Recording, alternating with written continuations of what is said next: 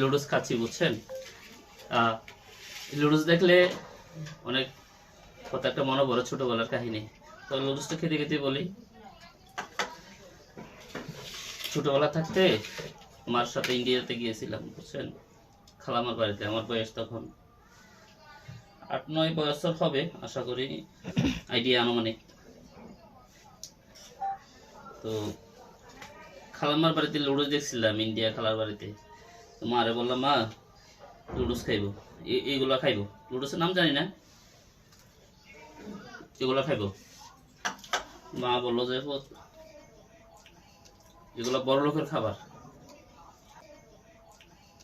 এগুলো বড় লোকের খাবার, এগুলো আমরা খাইতে পারবো না। তো কান্না করছি লুডুসের জন্য। খালাম্মা দেখছে, খালাতো ভাইরা খাচ্ছে, খালাতো ভাই বড়, খালাতো ভাই বড়টা, মেজোটা দুজনে খাচ্ছে, ছোট। হ্যালো। তারপরে মা বলছে যে এগুলো বড়দের খানা, বড় লোকের খানা, ছোট লোকেরা লুডুস খায় না।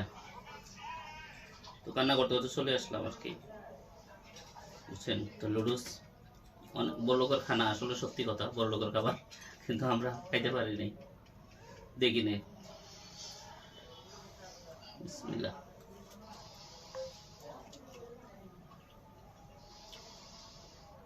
ভালো লাগে না লুডুস, বড় লোকের খাবারগুলো আমার যে কোনো খাবারই ভালো লাগে না। শুটকির পাতা দিয়ে আটা রুটি দিয়ে দিলে ভালো হইতো। অনেক খেয়েছি শুটকি পাতা দিয়ে আটা রুটি দিয়ে। বড় লোকের খাবার ভালো লাগে না, মিষ্টি মিষ্টি। বড় লোকেরা গরুর মাংস রান্না করে মিষ্টি, আর আমরা তো জাল মরিচ, মরিচ বাটা মরিচ দিয়ে গরুর মাংস রান্না করাটা আমরা পছন্দ। আজকে আসলাম এক জায়গায় বেড়াইতে, তাই লুডুস খেলাম। দেখলাম ভালো লাগলো, লুডুস খাওয়ার জন্য ইচ্ছা হইলো, তাই খেলাম। খুব স্বাদ হয়েছে, খারাপ না। লুডুস তো আসলে ভালো জিনিস না, এখন বুঝতেছি। লুডুস খানা মোটামুটি শেষ। বড় লোকের খানা আরো আছে, আপনাদের সাথে শেয়ার করবো। পানিটা একটু খেয়ে নিই।